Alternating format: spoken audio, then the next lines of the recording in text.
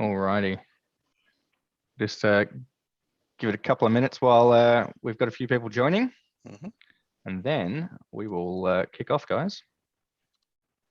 I can see everyone starting to join in now.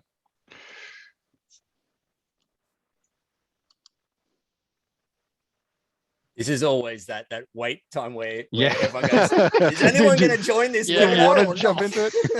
We're going to talk to ourselves. That's all right, though. I can see a bunch of people bouncing in here, which is good. There we go. Danielle Borg, hello. I recognize that name. You got some lovely flowers Mayer, last night. recognize that name. I saw those. Just going to start yelling out people's names now. Yeah, just random blurt them out. James. It's like, Matt, come on down. There's lots of Matts. Oh, actually, there you go. To There all of you, is. come on down. There is. All the Matts. All want a prize, guys. You got a prize. You got a prize. Cool. All right, we will kick off. Everyone, thank you for joining us. This is our second MSPs in conversation. The topic today is on smarter pricing, packaging, and systems in increasing your MSP's profitability. Today, we are joined by Aaron, Nigel, and Scott. I will get each of you to introduce yourselves in a minute, but thank you for joining us. Today's session is recorded. And will be sent out afterwards. So if you do have to drop off or you want to sort of share it around afterwards, feel free. We have, if I can go to the next slide, for any MSP attendees that are joining today, we have a $25 Uber Eats gift voucher for you. Most of you should have received that already. If you haven't, please reach out to us in the chat and one of our team members will sort that out for you on the fly. So very quickly, because we're not here to talk about Hosted Network too much, but very quickly, who are we? Who is Hosted Network? We are an Australian wholesale cloud and telco provider for MSPs, right? So we started as an MSP way back when, and we very quickly transitioned into channel as we started building solutions for all of these bits and things that you can see on the screen as different IT companies started coming to us. And we've been channel for what feels like forever now, and everything that we do, everything that we build is all done with MSPs in mind, right? So we're not a Telstra, we're not a, we're also not an Amazon, right? It's all about building solutions and working with you guys for the offerings that you have and, growing your success. Our partner's success is our success. We grow together. That's enough about that. Cool. So who are we joined by today? So Aaron, Nigel, and Scott. Aaron, can I get you very quickly to give a 30-second intro to yourself and about Roden? Sure. Aaron Jacobs, General Manager of Roden. Been with the company. I've just clicked into my 20th year. We manage about 4,000 seats, based in Wollongong, New South Wales. Operating mainly across New South Wales, but across the country as well. So, with no specific vertical, use a lot of automation. Love what we do, and that's Roden. Cool. And Scott? Hi, Scott Atkinson, Tribe Tech. So we've been in the IT industry for quite a long time, but I guess from about 2018, we decided, a couple of us three of us to get together and create the modern MSP using everything we'd learnt about not doing in the sort of the past 20 odd years and seeing how we could go not doing it. We've been, I like to think, relatively successful in that, but yes, anyway. All right, and Nigel. So I'm not an MSP. I used to be an MSP. I started in the MSP world in 2002 or 2003, I think it was, and ran an MSP for somebody else. Ended up running my own for about 8 years. I sold it in 2016. And now I run a business called The Tech Tribe, where we stole Scott's business name and flipped the names back to front. Which is very confusing. Exactly. We're thinking about rebranding ourselves, actually. And in The Tech Tribe, we teach and coach and mentor and equip other MSPs and help them avoid all the stupid stuff that I did wrong over the 15, 20 years that I was in the space. And we've got about a couple of thousand MSPs in there now, and that's what we do. Well, that's what I do. Wonderful. Well, guys, thank you all for joining us. 2 MSPs and an MSP expert on the line today. So for the audience, if you've got any questions around the topic, which I will go to the next slide if I can figure that out. There we go. Smarter pricing, packaging, and systems. Right. Any questions? Put them in, and we will go through them as we can. But for now, I will stop sharing so you can all look at our lovely faces and kick it off. So, first parts first. Smarter pricing is where we're going to sort of focus on. Now, this has been, and we actually had some questions from the last session that we did. We talked a little bit about pricing and whatnot as well. But there are far too MSPs that don't value what they do, right? It's a mindset thing that they're charging too little. They're worried about their competitors, all of those sort of, and we touched on this, but I wanted to focus on it a little bit more. So I'm going to start with Aaron. All right, Aaron, how do you, couple of tips, and maybe if we can just do one tip and rotate around to get started, get the flow going. What's a tip from you to help our MSP audience to change their mindset to help value themselves more, right? Okay, that's a very good question to begin with. It's deep. It is to start with. It can with, be deep, but, yeah, for sure. Look, I mean, you just said it a second ago. You said they don't value, and it's easy to do that. And I see that in technicians coming through. I see that in other people. And yeah, you're right. People get a little bit nervous about potentially charging a client for something, but you need to really understand that they don't have this in-house. They need this support. And generally, as long as you're open and honest about the things, like that's something that I really push is open honesty. And even when we have these difficult conversations with customers, just be honest about it. So if you do get in a situation, be honest about what you're doing. And then generally, I don't find people have problems paying for things if they understand what they're getting, and it's all just transparent and visible. So yeah, look, don't write yourself off. If you are doing a project and you think the project's going to take you 8 hours and there's, well, no, let's do something a bit bigger, a 40, 60 hour project, and there's going to be 8 hours of project management, put that 8 hours of project management in there. Don't not skimp out on things because you think people will be worried about it. Documentation. I think we spoke about documentation last time, Ben. Yep. That was a big one. People often miss charging customers for the documentation time. That's important. So, I mean, I know I'm talking about projects and not necessarily your agreements or your support packs yet, but yeah, you need to definitely value what you do. And, we've had a lot of success, especially recently, value adding and doing different types of services. And people do have an appetite for that as long as they understand what it is they're getting. And you can, I guess, always demonstrate value. That's a really, really big one, demonstrating that value, which there's a lot of different strategies to how you do that, right? So that's going to be a good topic for today as well, about value. But well, to keep going around, so Scott, any tips to help MSPs shift that mindset? You've run big MSPs previously, right? And you're now running a smaller, leaner operation, not necessarily less profitable, but leaner. Any tips in terms of that mindset to justify your value?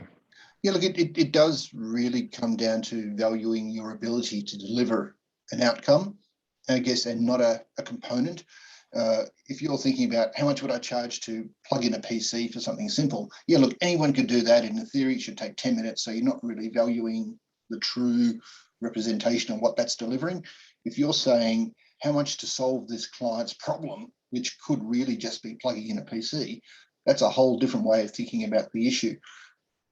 Providing you're looking at the broader element of how are we actually helping the customer or the client to achieve their goals, that's not a X dollar an hour discussion. That's an outcome discussion, which allows you to be a lot more flexible about how you deliver what you're doing, how you actually price what you're doing, and at the end of the day, how much money you're really going to make out of something. It's not to say you should be making $1 million out of every client that comes along, but you should be making a respectable amount to be profitable in business and to reflect the training and the effort and all the other systems and structures that you put in place to support you.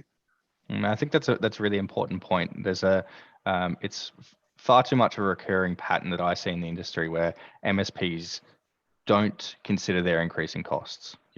Office, hey, we don't have an office now, but maybe you do, and you're still stuck with rent, right? All of these bits and pieces, and considering these different things as you grow, your rates need to increase. I said last time when I first started as an MSP, I charged $40 an hour.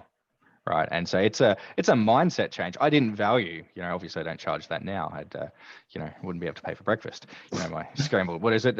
Smashed avo on toast. Couldn't afford it. So Nigel, any tips from you? I mean, you probably get this question a lot, right? So that's why I sort of left you to last, but go for it. I see mindset this change? question tons, and like working with hundreds and hundreds and thousands of MSPs, you kind of see patterns behind all of this stuff. And two of the big patterns that I see that stop MSPs from pricing themselves properly is both mindset-based ones. They're both around beliefs about ourselves and our self-worth. And in our industry particularly, a lot of us are technical. We kind of self-identify as introverted, and we have sometimes beliefs about money and worth that project onto what we charge our clients. And it's often nowhere near what we could be charging our clients. And for me, in my particular scenario, when I had my MSP, I had these horribly limiting beliefs around money and a scarcity mindset that I'd been given growing up in a family that had no money, and everything was we didn't have enough money for TV, and we didn't have enough money for all of this stuff. And we always had to eat the same fruit or same meat and veg every night because mum had to buy it in bulk and whatever. And so I had those beliefs about pricing and money and value and worth my whole life. And as I went into my MSP, I started projecting those beliefs into the way I did my pricing and the way I showed up for my clients.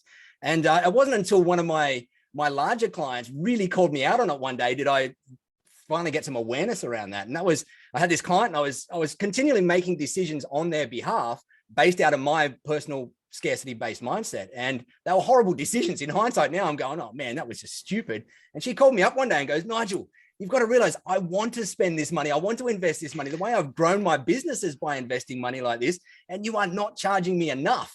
And you're not going to be able, I'm going to have to go and find someone that charges appropriately so that they can do things appropriately. And we can set the systems up that we want. If you can't go and charge me appropriately, I understand that you're in a different space than me, but I want to invest this stuff. And that flipped my mindset immediately. And I just went, oh crap, like I've put all my bad money beliefs onto my clients, and I've made some horrible beliefs, horrible business decisions around that, around how I price my things and everything. And so to me, that's where most people start the struggle with is around our mindset and our beliefs and our and often some of the programming from when we were kids about money and value and worth. And to me, if we can start to look and take an objective view on the situation and really start to continually look at the value we are providing, like Scott said, like looking at something based on the outcome and the value that we're providing that particular client, not the hour that we put into it or the inputs that we put into it, but the outcome that we're delivering that client, we can really start to see some real actual business value and some real dollars in there compared to using things like typical cost plus kind of pricing models out there. Good. Yeah, I entirely agree. And it was only the other day I was having a conversation with one of our MSPs, and I actually said to them, I was like, you know what? If you go broke, it doesn't just impact you; it impacts your clients. Correct. Your clients need you to make money, right? Because they need you to pay your be able to pay your bills. Not a charity, right? I realized at one stage. That's it. So you've got to survive. You've got to actually be successful in order to continue supporting their business. Right. And, if they're not the, if they are penny pinching and whatnot, and they're not seeing value, it might not be the right fit. Okay. So we've talked a little bit, I guess, about mindset, right? What are some other ways? Okay. So that's the first thing. Mindset is, hey, the big one, it's your starting point. But in terms of as you start adding more value into your, smarter pricing, into your offering, what are some initial ways, right? Not ways that a year down the line. What are some of the very first steps that they can take to sort of add more value to justify charging higher rates? So, Scott, any tips? Well, part of this is also understanding your costs. If you're looking at how do I add value and you're measuring outcomes that you're going to be delivering to a client, what are your costs in actually providing that outcome? If you're used to selling a PC at 10% or something like that, whatever the margin is going to be, don't necessarily assume that that's the same margin you should be putting on professional services or anything like that, just when you're looking at what's the total package of all of this going to cost.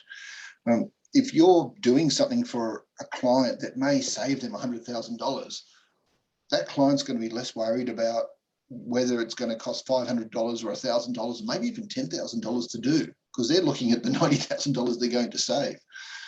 It does come into a value-based mindset, but make sure that you are understanding every bit of time and effort and other costs that go into what it takes to deliver your service. And make sure you've got a respectable margin on that. And a respectable margin is not what we've seen in hardware recently with, like 3, 4, 5%. And you can say, yeah, we're getting 10%, we're getting whatever, but that's fine. Unless you're selling millions and millions and millions of dollars of hardware at quite respectable rates, and I'm talking like 15 to 20% margin, you're not really making money on it. There's costs in even selling that much hardware properly that really, unless you've got significant volume, you won't really be making true dollars in there. So it's not about product. It's really about what are the services we're doing? What's it cost to provide these services? What are my underlying overheads? And how do I put a respectable margin on that and then get a return for that? Yeah, and I think that with that in mind, also continuing to track that, because as we sort of touched a second ago, your business evolves over time, right? You add, as soon as you add an extra headcount, all of a sudden your costs are going up, office, rent, all these sort of things.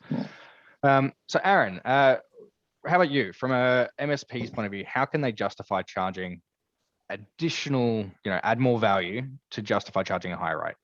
What early steps? Maybe some things that at Roden have done.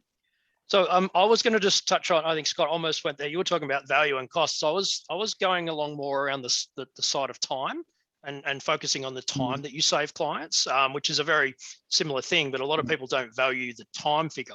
And that's one that I see, and I'm pretty sure we've all probably done that at some point, is not put an appropriate amount of value on time, but also the customer's time, right? So, we can focus on the small things, but even bigger things. And if you look and say, okay, we're saving, you mentioned 100 grand or whatever, 90 grand or whatever it was, they're not going to look at that. Also think about time for them. So if it's going to cost them a staff member or 2 or 3 or 5, how much that actually costs, and then frame your pricing around that as well. So I think it's all relative in that regard. Ben, you're probably asking about steps internally for MSPs. Probably is that where you're going more with this question? Yep. Look, there's a million different things, right? It depends. Well, there's so on many, right? And this is just about ideas some takeaways that are practical that an MSP can actually use. Yeah, I guess what are we talking about? Are we going to talk about our monthly agreement prices first, or projects and more upfront costs? Because I think they're different. I think they all come differently. But yeah, let's focus more around your support contract sort of side of it. Yeah, support contracts. Monthly, the base piece of the average base piece of an MSP's revenue. Yeah, for sure. So look, I think we all, and Nigel, I actually haven't looked at your stuff, but I did actually mean to before this and see, and because I've been, mate, it's been on the to-do list for ages because I non-stop get recommendations about your stuff, so I just haven't got there yet. But look, we all have different calculators and formulas, right, that we come up with to base people's support costs. But what I like to do, and again, going back to that time reality thing, is think about, sure, your costs are this. You mentioned a cost plus model, Nigel. That's very much that, right? Okay, my costs for my agent software, blah, blah, blah, technicians, everything, and you put that in.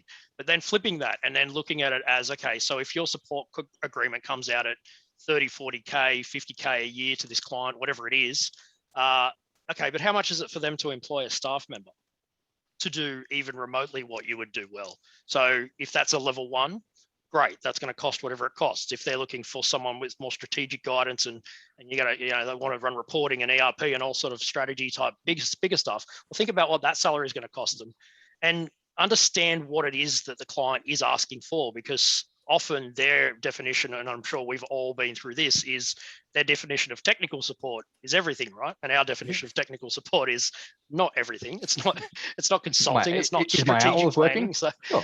Yeah, sure. But they're not going to hire an IT, I guess, manager or CIO that wants to run around fixing printer and filling up the printer with paper. So sure, there's someone out there that'll love that. Well, actually, funnily enough, I've come across many that do seem to get put in that role, but love to tinker. And again, that's the reverse of what I'm saying. So it's about understanding that. And then, so whatever formulas you come up with, taking that, but then actually looking at your costs and saying, well, hang on, if this client had to do this themselves, generally there's a really big gap there. And I would say nudge further up towards that gap. So I guess that would be my obvious tip there, and don't sell yourself short on what it would cost them to put on at least one human, because the reality is you as an MSP are doing a lot more than what one staff member could do for that business. So. Okay, so let's focus on the packaging piece of this. So Nigel, from in that regard, have you got any guidance for MSPs that are looking to, I mean, you run a coaching program, right? So have you got any guidance for to drive that value and show that piece of value? stop talking technical with your clients. Yes, thank God. Yes, Nigel, absolutely. Talk plain English, Jesus. Exactly. And so inside our program, we teach very heavily. We've got this workshop called the TBR Foundations Workshop, which is short for Technology Business Review. And it's what most MSPs know of as a QBR, Quarterly Business Review. But we never call it that because I don't think I've ever met a single MSP in the world that's ever done them on a quarterly cadence. So we call them a Technology Business Review. Yeah, we call them strategic business reviews for that exact reason. You never run them quarterly. But the thing is, and I was horrendous at this. Everyone said, go and do a QBR because that was what I got taught back in the day. And so I'd go out to my clients and I'd sit with them and I'd talk about patch levels and antivirus status and backup status and all of this crap, all of this stuff. And my clients' eyes always glazed over. And I'm always going, what am I doing wrong? What am I doing wrong? And I finally realized that I was talking not their language. I was talking my language, and they didn't value that. They didn't see any value in that. And so one of the things we teach our clients to help them figure out how to be seen and perceived in their client's eyes as a more valuable player in the business is to teach them to go in and have business level conversations around this stuff. And we call it the TBR process. And essentially it's just having these regular catch-ups with some sort of cadence with your clients where you're going and you're asking them business level discussions and questions, things like what projects have you got coming up that we could figure out a technology solution to be able to help make better for you? Or what are the current challenges in your business? Or if you had 10 times the number of sales coming through right now, what's going to break first so that we can figure out where we might be able to go and put in some things. And having conversations around risk and all of that sort of stuff, that's where you really add tons of value to your clients' agreements and to your perception or their perception of you, because you're becoming a business part of their business, not just a tech part of their business. Gone are the days where you're troubleshooting Outlook issues and printer issues and that's your value prop. It's not anymore. That stuff is commoditized and it's $5-10 an hour task. It's the stuff where you're in there becoming, and I hate this term, but I'll use it, the trusted advisor in their business, where you're there and you're essentially a seat at their table or their C-suite, where you're helping them understand how they can better leverage technology in their business, and you're helping them understand the risks that they've got, and you're helping them understand the opportunities that are out there and how they can innovate faster and execute quicker. And if you can bundle all of that inside your managed service agreement plans as a regular cadence, where you're not only doing all that baseline support and management and monitoring and all that stuff, but you're doing that business layer conversation on top, that's a very easy way to start to stack that value in and to start to be able to price your agreements at much higher prices than what you would have traditionally if you're just trying to resell monitoring and maintenance and support and patching and all that kind of stuff. 100%. And that builds trust. And the minute you have trust, the pricing goes out the window. So yeah, but I will say on that, it also takes time and confidence. You're not going to, if you're a techie by heart, which most MSP owners start off as a techie by heart, you're not going to go in day one and have these highly confident business conversations. It's a process, and you go through this journey where you start to hear from other people about what they ask, or you use a framework like what we use. And the more you do it, the better you get at it. So if you're there going, I can't have these conversations at the moment because it just scares the crap out of me, I'm happy at defaulting to tech. Just know that you can, and it just takes tiny steps. And the more tiny steps and the more of those TBRs that you actually have, the better you will get at them. And you will get to the point where you are far more comfortable having these high-level business engaging conversations with your clients than you ever were caring about all that tech stuff in there. It just takes some time and intentional progress moving forward doing it.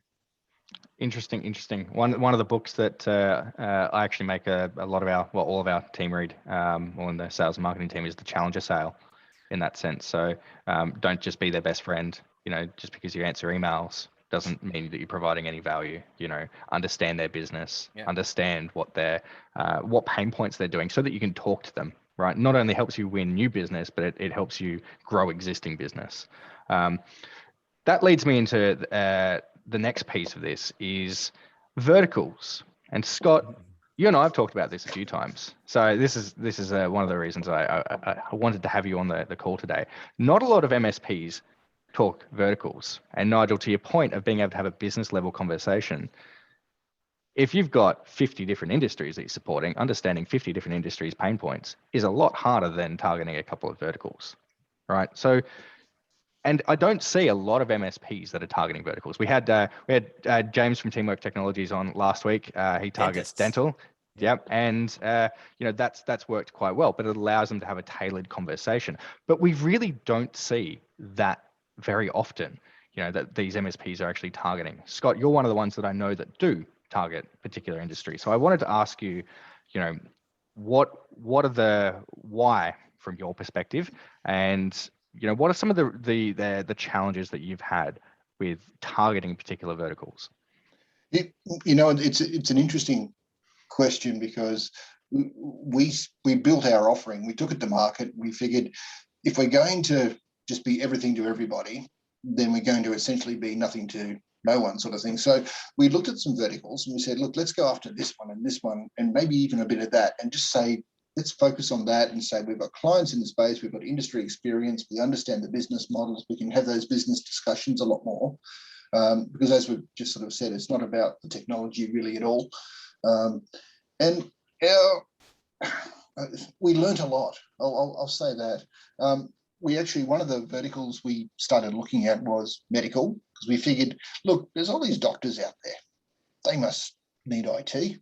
And the problem is, we actually found in talking to a lot of them, and even getting some test sites up and running and engaging with the doctors, they're quite happy to spend $1 million on the next medical gizmo that comes along, but they're not willing to spend $1 on antivirus. Yep. And I was going to say doctors. and this is it. And to some degree, and if you keep getting stuck on how much is a phone call, we're not here for that. That's not what this is about.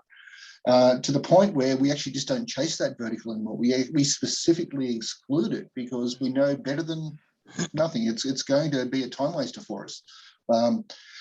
But I'll also say that in our attempt to focus on verticals, we achieved the exact opposite by mistake, and seem to every new client we seem to come across is in an area or a type of business that we haven't done before. Yet it's from trying to attack one vertical. We've done this. I'm not quite sure how to put that into a successful. No, well, but that's interesting, because that's what we sort of see in the market. In most cases, it is this sort of a diversification, which is good from a risk point of view, right? But it makes the sales conversation harder. It makes that standardization conversation harder. So yeah, I would flip it, Ben, though, and not target a vertical and avoid certain ones, which is what we do. So right, we have. Let's bag some industries here. What are some industries that we should avoid, guys? Doctors, retail, doctors. Legal can be tough. No, I like legal. But we had a few good legal ones, but we also had some horrendous ones. Yeah. Oh, when they pick everything out into the contracts. Correct, Yeah. yeah. Yes. So any vertical impacted by instance. COVID, anything impacted by COVID, don't go near. That's a good one. No, but yeah, look, that kind of stuff. It's the retail, the point of sale. The clubs can be good and bad at the same time. We found some clubs really need infrastructure. Other clubs, they're like doctors, and they're just very 24/7 and needy at the same time. I've got a from Brendan here. He sort of said that your niche doesn't have to be a vertical, and Brendan, you're entirely right. It really doesn't. It shouldn't. This is more along the lines of should you or could you target? What are the benefits? And in terms of a niche and focusing on things, Brendan sort of said in the chat here, targeting a particular platform. I see we've got a lot of partners that, like, we talked legal for a second. I think it's Leap is one of the legal pieces of software. They're in that sort of partner network. They're aligning with vendors to sort of, provide support, tap into that, that ecosystem. That can be a vertical as well, right? And I guess, well, that's a horizontal normally you'd call it. So vertical is typically when you pick the industry niche, and then you go horizontal niching when you're going across you might pick like an ERP solution or something to align with. And we normally call it horizontal. On that same subject, we've got a question from Ed here as well. Let me just read his question out. I appreciate the rationale for value-based pricing. Thanks to the book from Nigel. Are there any Chapter 10? Are there any MSP verticals that are better suited for productization of MSP services for clients in industries like events and hospitality? Managed services don't fit properly. Yeah, I would say professional services are the big ones. Yeah. So legal, accounting, those types of ones. So they're the biggest ones for us. Aged care, not-for-profits. I know not-for-profits a bit more of a category that goes across a lot of different verticals, but those community service-based things. We recently did it again, a sort of categorization of how many we have in each vertical, but also which ones were more profitable and brought in more revenue. And you quickly, that's a good exercise to do if you guys haven't done it. that you're generalist and you think you're across every vertical. Sometimes it's the results can be quite surprising when you look at both revenue and then also profitability across those different industries. So interesting one in terms of like actually reviewing your existing client base as well, right? I think most people lean towards a vertical naturally, right? Over time, maybe not in day one if you've only got a handful of clients, but over time you typically get referrals, you get that organic growth, and you tend to, so if you look at your existing customers, you'll probably maybe have a handful of clients in particular vertical. We've got another question here. Someone's asked, what about education? Do you guys rate education as a vertical to target?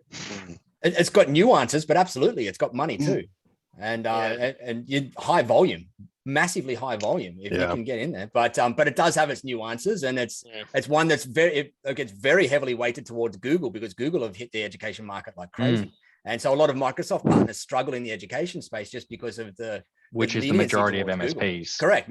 Majority of MSPs are Microsoft world. So, but it does have massive volume. And I've got a bunch of clients that target education very well. They're Google companies and they target it very well. And they go out and they'll get these 500, 800 seat schools on, where every single one of those students has got something that gets managed in there, a laptop or whatever. So they have these massive contracts around mobile device management and everything as well in there. But it is typically different to the accountants and the lawyers and the doctors. You're typically seeing two different business models in there, high volume versus. That's the whole thing. And if you've got an offering that's very targeted towards, say, up to 100 seats or something like that, trying to implement that offering in a larger corporate or in 50 schools or something like that, it's not going to work. You've really got to target and design those offerings to be a fit to that client base. Correct. And as you said, like managing laptops and things like that, it's very much a volume commoditized thing. No one's going to pay hundreds of dollars or whatever device a month just to have a student laptop managed. It's just not going to work. So you've got to work out how can you do that and provide a bit of value in there that's going to be seen for a minimum cost that's going to be affordable in that model. It's hard to find the mix, but once you've done it, copy and paste, reproduce it. And there are some caveats, like, for example, Nigel mentioned it's typically different business models, like Beck, for example, was just mentioned in the chat. Sometimes with school or education or governments, for example, where you've got those larger contracts, you do need to go and tender for them, state, federal level, etc. So it's generally a different business model going after that level. Yeah, it's not typically SMB from what I see. And you also, dealing with government is a very fine art. Like I'm going to maybe we'll just that's another one of those avoid buttons, isn't it? Big red button. But you've got to be on panels and things like that, which you've got to apply for, and then so it can be a headache in that regard. Very lucrative though when you do get the right deals. Very correct. And it's a bit of a numbers game in the sense of it's like cold calling. The more tenders you do, you're eventually going to win them. But you've just got to be patient. You've got to be really persistent. Oh yeah, I'd rather do cold calling. Yeah. For us, we steer away from it. We just well, Aaron, you and I have had some conversations around tendering before, and that was some of your advice as well, right? And it's like like tenders and schools and all that whole government ecosystem. For us, we've just decided no, it's not worth the effort. As you said, you've got to do lots of them. Yes, it can be lucrative if you get them. We just prefer to do what we do well in a different space. So so you could target it. It's probably just going to take additional effort to target those versus let's consider them not low hanging fruit. And if you've got a network in that space first, then go for it. But if you don't have a network in there, because it's very network driven, it's who you know, not what you know in there. If you don't have that network, then approach with caution, because that whole tender process is very, very, very heavy in there. Yeah, definitely. Just because it can be lucrative doesn't really necessarily mean you should chase doesn't it. mean you should. Yeah, that's right. If you're not set up for it, it'll fail hard in your face. So definitely go for what after you're good and where you can add value and things like that, and where you sort of excel, know what you do well, and chase that. All right, cool. Thank you, guys. Let's shift a little bit. So we're going to shift into the packaging component of this. So we've talked a little bit about pricing, and now we're going to go after this. So why do we package? Very quickly, for those that we've probably got some break fix still on here. We've got a few people that why do we package, right? So Nigel, I'm going to direct this one to you very quickly in your words. What is the benefits and why should we be looking at packaging our offerings? it's much easier to sell a chocolate cake than it is to sell all the individual ingredients, right? Like if you're out there trying to sell sugar and sell flour and sell all these different things, you've got to come up with a marketing strategy for each one of those individual products out there and support and everything. If you can bundle it all together and sell the cake, which is really what the person wants on the other end in a managed service deal, it's just much easier. And so to me, bundling and packaging your things in the right way, in a way that makes it that presents it so that it's very buyable for the person that wants to buy it is the most important part of putting your plans and your offering together. That's why I wrote the damn book on it. But what I will say is there's no one way to do it. And there's pros and cons of many different ways out there. And there's different nuances of all the different ways. You guys and girls on the call will have all heard of the per device and the per user and the per experience and the per poke your finger in the air and see what way the wind's blowing as you come up with the pricing. And there are so many different things out there, and they are all right and they are all wrong at the same time. They're all got their little bits and pieces that work. But the way you want to present it is I love the whole good, better, best strategy for most small to mid-tier MSPs. As you get further along in your maturity of an MSP and understanding your costs and your margins in there, you can start to reduce that down to perhaps 1 or 2 offerings. But the good, better, best is very good for as you're getting started out there, because you can present a suite of different offerings to your client and they get to do the buying. They get to go shopping out there. And instead of them going and shopping you against your competitor, they're going to shop your plans against each other and figure out what one you want to go for in there.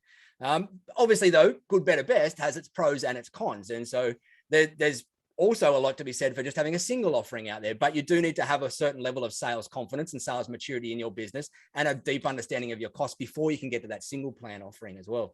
And then as to whether it's per user, per device, per whatever it is, there is so many different nuances to every single one of them. And there is no right answer out there. The right answer is what works well for you and your marketplace and what you can sell to your clients out there. Not what your competitor's doing. Correct. Not what your competitor's doing, not what Joe Blow down the road is doing in their MSP. Because if you go and blindly copy him, not understanding his business and his costs and his marketplace and his sales confidence and his business maturity, then you're going to fall flat on your face, just like I did 1,000 times as I tried to copy everyone else that I saw when I was doing my own pricing out there. And that's what we still see today, is that we see far too many of our MSP partners that they're looking at their competitors, right? And they're using that as the benchmark, and that's not the right way to go. Not to mention it can be really demoralizing. But not. That's right. Yeah, but in the right way, right? Correct. Don't let it get you down. Use it to motivate you to sort of look at other things, not necessarily change your whole business approach. So. Scott and Aaron, in terms of, I guess, packaging, can you very quickly, Scott, could you just tell us your approach to packaging? Nigel just mentioned a couple of different options there in terms of packaging. Do you do a good, better, best? Do you do a single offering? What's your take and why? We have a single offering. Everything that is realistically needed, we have in there. And it's without being excessive, but also not leaving a whole bunch of stuff out. We generally tend to focus on outcomes. So the package includes the outcome, and then we're responsible for everything. It avoids all the conversations around, how much is this element and why did you use that? And we try this brand, or no, I want that colored phone, or whatever. We just don't want to go there. That's not value. It's essentially time wasting at the end of the day for you and for the client. You don't hire an electrician to come in and then tell them what color cable to use inside your wall and how thick you want the wire, and can you bend it twice this way before you go out there, and they're just going to leave. So really it's the outcome you're after, and we bundle everything into the one offering to provide the outcome. And then we engage more strategically at a business level to provide bigger outcomes on top of that. And when, interestingly, that approach is one of the concepts of how Hosted Network was born. Back when we ran our MSP, we actually had the trademark office in a box, and that was the approach. It was kind of like everything that you needed and whatnot, and that's sort of how Hosted Network evolved into channel only, providing all those bits and pieces to fill those gaps. I think the clients have evolved a lot as well. You go back 10 years and the clients would happily talk to you about, I need antivirus, I need this, or I need this type of PC, and they'd know a bit more about it. These days, because it's become so commoditized, they're more interested in their business than they are in the technology they need, the specific parts of technology they need. They just want to know it works and it's not going to have problems. And if it does have a problem, it gets fixed. relatively quickly. Okay. And Aaron, what about Roden?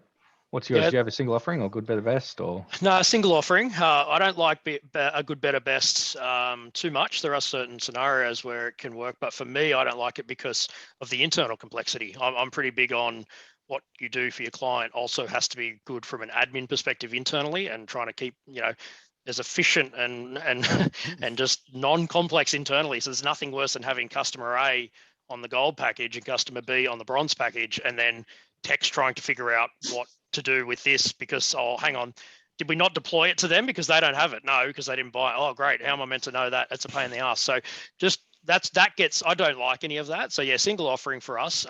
In terms of billing it to the customer, I don't know if you're really asking about that stuff, Ben, in terms of if you want to get into that nitty gritty of per user. well, it all single comes, pack with it line does come items, into it, like, right? yeah. You need to, whatever you go down, you still need to be able to bill it. And we touched on that a little bit last time.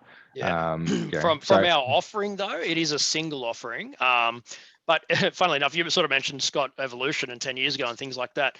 Our single offering is great. And then there are some line items as different things change in industry. We might bring those things in, but that gets reviewed and over time. And, like nowadays, EDR and all these other things are starting to come in. So that might become the new default standard. And so when we're going out, that becomes the standard, but then we have some others that we have to uplift and so forth. And when we review their contracts or whatever the case may be, that'll be shift up. So yeah, we do try and align it and make it as easy as possible internally for both documentation, sales, tax, all of it. Right. So.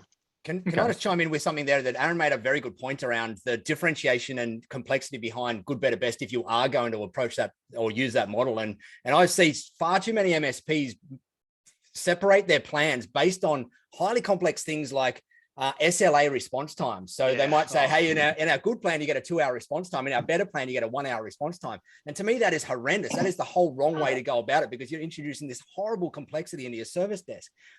If you're going to look at it and want to do some sort of good, better, best model, consider something like in our good plan, we include all remote support. In our better plan, we include this amount of on-site support. And in our best plan, we include unlimited on-site support, where it's very easy to manage that inside a PSA system. But if you're going to do all these highly complicated hour-based SLA things between your plans, you're going to fall apart in the back end and you're not going to be able to support them. Yeah, so if you do it, you have to make it simple. It's disgusting. I couldn't agree more. We literally have the same SLAs for everyone. Yeah, same. 24-hour unlimited support. On-site, off-site, doesn't matter, because there's nothing worse than trying to, it's drama on Saturday. Do we have to tell them it's billable? I can't remember. Do I go on-site? Nah, scrap that. Go on-site, fix it. Don't worry about it. That kind of stuff. So, all right. So I'm gonna the good, better, best, right? In terms of, is it risky, right? In terms of, today's threat landscape, things like this is a little bit outside cybersecurity risk. Cybersecurity, like if you're excluding something from a good model that you include in your best model, and all of a sudden they get done. So it's risk. You know what I mean? Risk can be drawn out easily on contracts, but the risk is that you lose the customer because they say, "Well, why didn't you sell me that one?" You go, "Well, we tried. You were too cheap." that conversation's never going to go well. So and it's too late now. It's happened, right? So it's all about being honest and So yes, it's risky. It's risky for a number of different reasons and avenues. So. Nigel, do you have any recommendations in terms of mitigating potential risk of, entry level? Hey, because as a smaller MSP, getting customers and revenue in the door, getting that first step is important, right? And sometimes cost is a barrier to entry. Yeah. Sometimes good is the only way to get them in the door. That's right. And that's fair. But there's a risk component of that, and a lot of smaller businesses don't look at risk. It's hey, it'll never happen to me. I mean, we see it with our clients all the time. We're not going to get hacked. We won't worry about this, right? But we do it ourselves, right? Day in, day out. We're taking risks, and it's human nature, right? We cross the road. Are we going to get hit by a car? No, I'm not. I'm going to cross the road. So how do we mitigate risk, particularly if you look at, say, the US market, right? They're very everything's very right, and we're a couple of years behind typically of the US, right? So in a couple of years, I'm expecting that we're going to start to see, hey, MSPs getting sued because cover your bum. That's it, and so good. How do you protect that? So there's a couple of different things that you can do to start to protect yourself. Number one, of course, make sure you got proper insurance in place that's going to cover all of this stuff, not just your PI and PL, but making sure that you got cyber insurance on top of that stuff. But as you're going through that sales process with your clients, if you do have a good, better, best scenario, don't make your good scenario lacking. Your good scenario should be still a minimum of what a client should have out there to cover a proper security posture and a security stack. Don't remove stuff to make it out. Try and get this. Don't remove their antivirus. Correct. Don't remove antivirus. Have stuff that stacks on top that it's different. But what you can also do, if you've got, when you're out doing that selling, I always, whenever I had some sort of good, better, best offering that I was out there, I would make my client downsell me from the top. I would say, like, of course, our number one thing here is that, or our preferred is that you're on the top because of A, B, and C. And if you want to sell yourself down to one of these ones here, here's the risks that you're going to include into your business, or here's the problems that you're going to have, or here's the things that you're going to be missing. And I would let them make the decision to downsell so that at least they then feel that they've got the responsibility of that decision being made, not me. But in the US, there's lots of MSPs nowadays taking in declination of service letters. So they're a legal letter where they're literally getting the client to sign off on the risks that they've introduced into their business by declining a level of service in there. And even those in the US are not even being held up in court sometimes now. But what they're doing is at least setting an expectation with the client that they've got to take a level of responsibility in their decision making here. And sure, ultimately, all of us want the client that wants the top plan out there. Everyone wants all of their clients to have the top plan and the top offering. But the reality is, in every marketplace around the world and every MSP around the world, it's not possible to do that because we're all at different levels of our journey and different sales confidence and all that kind of stuff. And so you sometimes do have to take people at a lesser level than what you really want them to be. And so if you can protect your rear end by some of that education in there and helping them sell themselves down and helping sell you down on the plan that you want them to get in, as well as things like declination of service letters or whatever it happens to be, you can start to go a ways in trying to reduce some of that risk there. But a lot of it is just education and proper communication around it. And by education, I don't mean going in and saying, hey, you need antivirus because you need to stop this, and this. You need to go into the whole education piece, learning and mastering telling stories and using analogies with clients so they really understand what you're actually talking about there, and not going in and saying you need antivirus, blah, blah, blah, but pulling it out and talking to it on some sort of level that they can understand. Like everybody uses the house analogy, right? Like antivirus might be like having an alarm system at your house, and the door locks are like having no admin rights or whatever it happens to be. And if you can use that education piece by telling stories and becoming a master storyteller, you'll really help your clients understand what those risks are. And most of the time you'll end up seeing them make better decisions and move their way further up to buying the services that you really want them to buy. But if you try to do it via features and benefits, most of them will glaze their eyes over and you'll have a hard time selling them on it. Great, that's fantastic. And you know, from my personal experience as well, like the business language of telling those stories, even if you're not a great storyteller, if you start doing it, you will evolve over time. Absolutely. And you'll get to the point that your story can actually, you know, it's dynamic. You'll know which pieces to bring into the story, you'll have which all the to examples exclude, and the analogies. You know, and I love that you said analogies. You know, and you build that up in your repertoire, right? It's like this. Right. It's another tool in your tool belt, and it is hard. You know, but you know, leverage the community. Look at, you know, I saw one the other day. You know, risk sandwich. Do you want to eat the risk sandwich? And it was like, you know, I was like, okay, that's a very visual, you know, but it's stuck with me. And those sort of things, those little takeaways and whatnot. It's not, oh yeah, this I don't know, the good plan has, you know, that SLA of, you know, 10 minutes or whatever it is. Okay, so sorry, I saw Luke message. I literally read 10 minutes. We've got 10 minutes left. We're at 1 hour. We usually go over a little bit, but we will kind of move into the next section. I think we've really talked about providing value a lot today. So I did want to sort of talk about that, but I think we've kind of covered that.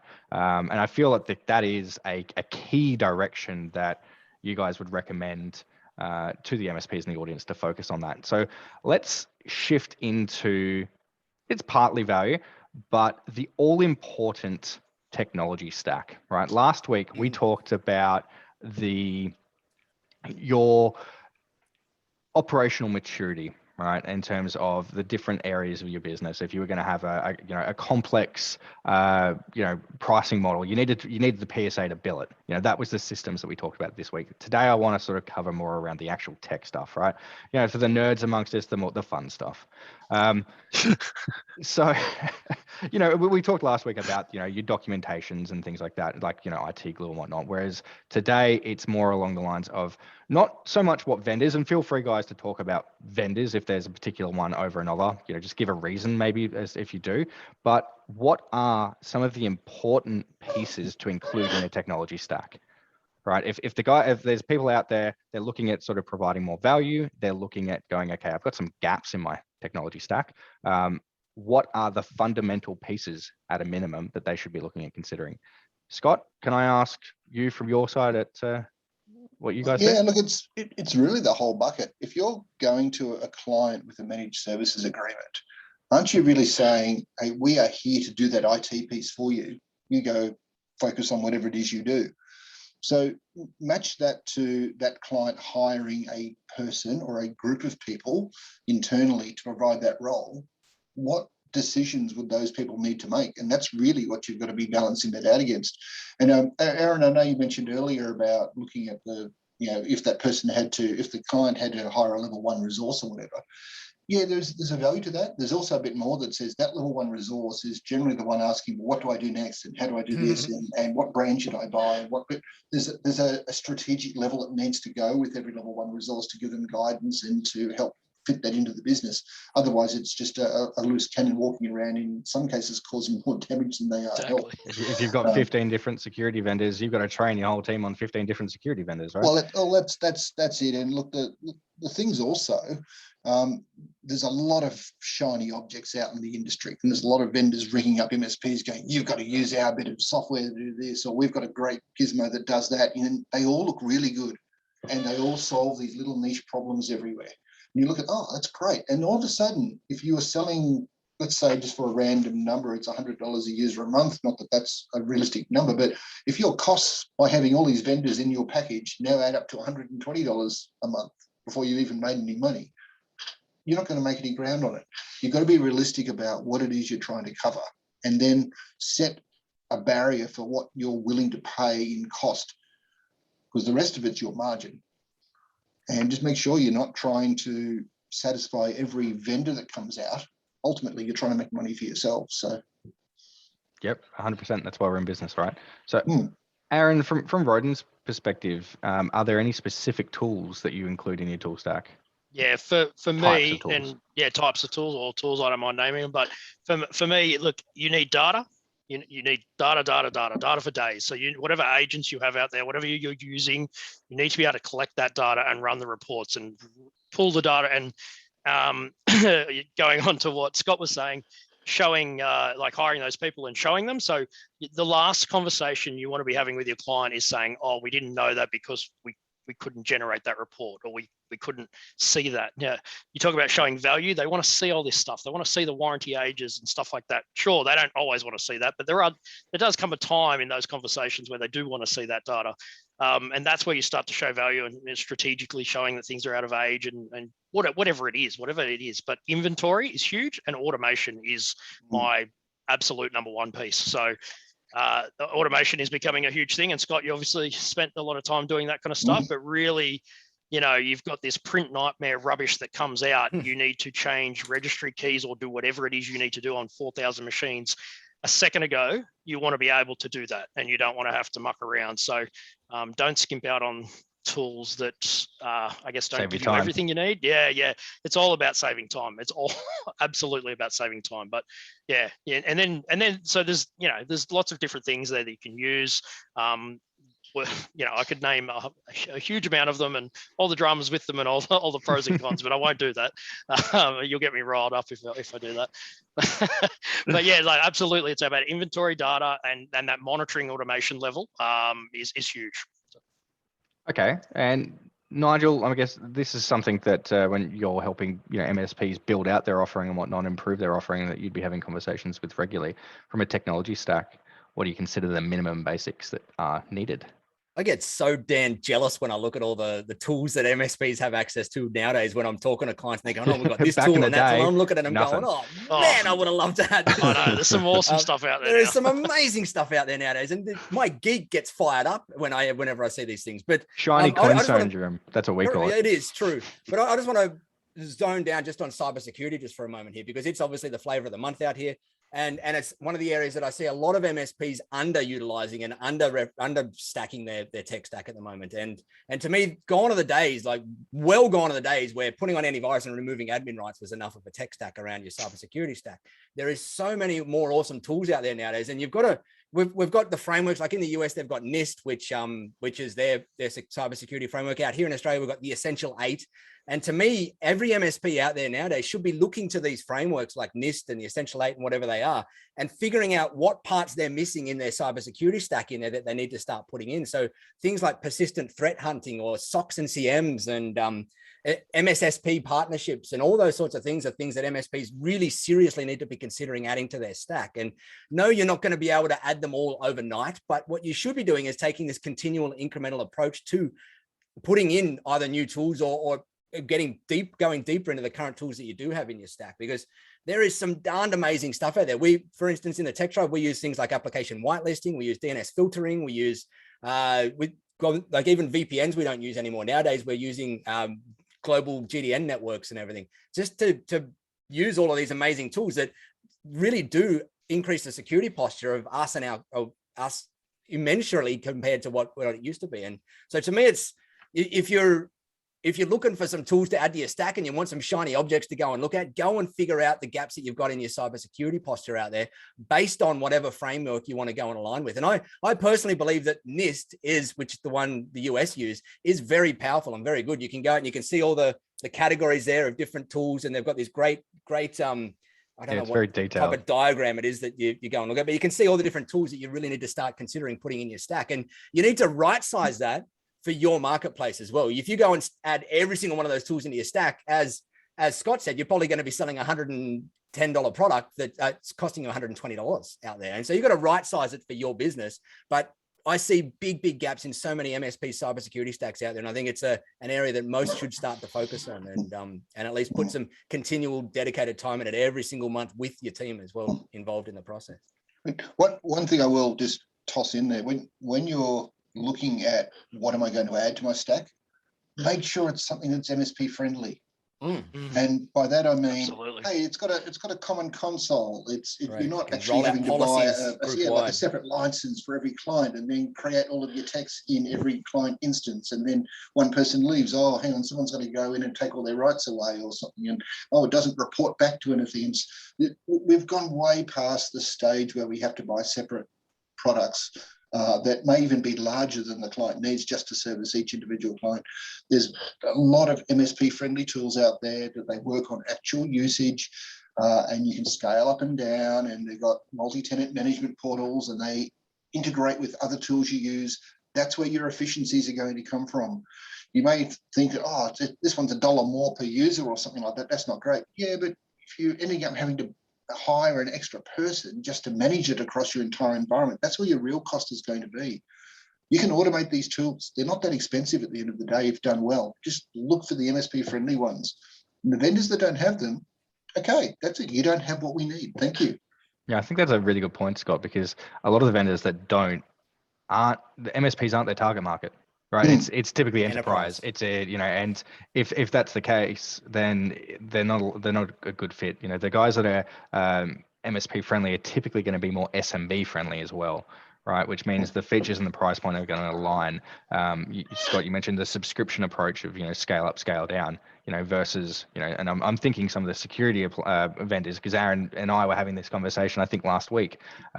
Security vendors that do perpetual license. Scott, you and I have talked about this. Security vendors as well. Same thing. There's certain security vendors out there. They're like, cool, big ass quote in front of you. You can't just consume it. And that's harder for the client as well, right? So yeah. All right, guys, we are at time, but. I'm happy to stay on for a couple more minutes. Does anyone have any questions that they would like to sort of throw into the chat that we can cover? Anyone want to talk detail on tech tools? Yeah, detail and tech. So if there is sort of any particular areas, we did last week, we went over a little bit too much. So I'll try not to. We got a little bit too excited and too carried away. While we're just waiting for this question, sorry, Ben, I just really wanted to highlight something that Nigel said there, because I know after these webinars, everyone gets really amped up and everyone's really excited with 1,000 ideas. But when Nigel mentioned just before, not all of these ideas have to be implemented today or tomorrow. It's actually probably a lot more I suppose better to look at this and try and plan it out and realize that you can implement little parts of this as you go along, right? So you don't have to do everything tomorrow. I'm sure after everyone logs off the webinar, they're going to go and fight other fires. But just schedule yourself in. Make sure you're working on this stuff regularly, weekly, fortnightly, monthly. It doesn't matter as long as you're working on it, rather than just pushing it to the too hard basket and then kind of get down the road and you go, oh, God damn, I wish I would have done that. I wish I would have changed the pricing 3 months ago, or I wish I would have implemented that technology stack. We just started it. It would have been great. I'm sure we've all... Sorry, one of the sayings that we have at Hosted Network is, don't let perfect get in the way of. Don't let good get in the way of. Done is better than perfect. Thank you. Done is better than perfect. Rough is enough. Now I'm getting confused. Yeah, rough is enough. It doesn't have to be perfect. Good enough is okay sometimes, so you can move on to the next one. And one of the big things that we had in our MSP, as well as in the Tech Tribe, is that it's a continual incremental approach that we take to security. Yeah. We don't have these wildly huge big projects that we dive into once every 6 months to increase it. Every single month inside the Tech Tribe, we pick a security initiative to implement.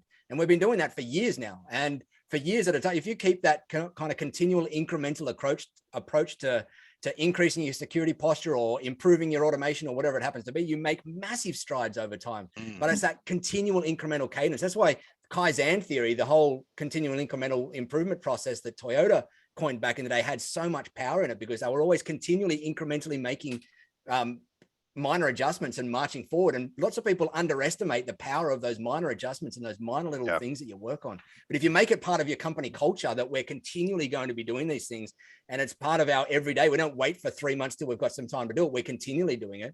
And we're continually doing small things. You will be surprised after a year or two, the crazy amounts of output you've been able to have. Agreed. And look, I think with that in mind as well, something that I regularly see is communicating within your team. Some people can be, especially true techs, can be scared of change, right? So how you manage that, if you do one big change in training, you don't need to necessarily do that. But if you continually and just communicate and whatnot, you'll avoid a lot of headaches when you do that. And if you prep the people up, as that saying goes, of the right people on the bus in the right seats, right? If you've got those people working with that right mindset, then as you scale, it's going to be a much smoother approach. Guys, we are at time. So what I'll do is I'll just quickly share my screen and we'll just talk about the next one, upcoming event. So we have our next MSPs in conversation, which we will be talking about driving value in your MSP, adapting business frameworks, right? So MSP frameworks, we're going to be talking about sort of, the true methods, the EOS models, those sort of things. And we've got, I think we've got Aaron back for EOS and Dan Williams from Legend. EOS expert as well. So that is on the 31st. The events page is on our website. The link is at the bottom there. Free to attend. We will have the same Uber Eats voucher, so join us for lunch. Lunch is on us. I'll be there. And beautiful. And the next one will be on MSP Workforce Management. Is it time to hire, fire, or train your staff? Right, bit of a challenge. It's a hard thing to to get your head around. So join us for that one. That's on the 16th of September. Now, quickly, just feel free to ask any questions. I'm sure the guys don't mind staying around for a couple more minutes if you do have any. We do have a couple of questions already, but I do want to just sort of say we will be sending out a copy of Nigel's book. So there you go. Do some self-promotion, Nigel. Get it and read it. That's my promotion. It's actually, even for our team, we actually make it part of our required reading at our team. So one of our books. It's well worth read, not too long, and there's lots of really handy takeaways for that. We will be sending out a free copy to all Australian MSPs that attended today. So our helps you go to sleep at night if you struggle with insomnia. Yes. I need that. Beautiful. All right. So what we'll do is we will, I'll stop sharing now. Thank you for joining us. I will, Luke, if you want to stop the recording as well. Thank you for joining us, guys. Scott, Nigel, and Aaron, thank you so much. It's been an absolute pleasure having you guys on the call today. And yeah, so Thank you. we do have a couple of questions just to wrap up, Yeah. but if anyone wants to stick around. So we've got